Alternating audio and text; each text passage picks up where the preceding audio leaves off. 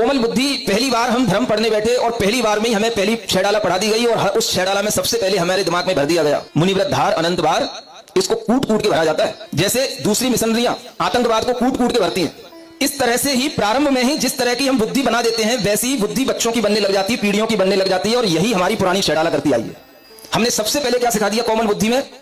मुनिव्रत धार अनंत बार द्रव्य उपजायो। अब आप सोचो, हमें पूरे संसार का परावर्तन सीखना था, संसार से विरक्ति लेनी थी कि केवल मुनिव्रत की निंदा पर उतर करके मुनिव्रत की बात करके केवल मुनि धर्म से विरक्ति लेनी थी। पूरा जो संसार का दिग्दर्शन है वो ना करते हुए केवल हमने एक बात पर फोकस किया, एक छह डाला में 2 बार। उद्देश्य क्या, ये बताओ मुझे? यही ना कि मुनिव्रत धारण मत करना, क्योंकि मुनिव्रत हमने अनंत बार धारण कर लिए हैं। इसलिए क्या करना?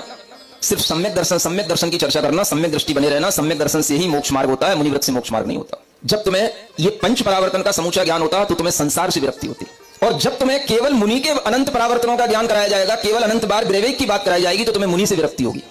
कान खुले हैं कि नहीं? इसलिए वीतराग विज्ञान का मतलब है मुनि से विरक्ति होना, मुनि व्रतों से विरक्ति होना, और सम्यक ज्ञान का मतलब है संसार से विरक्ति होना।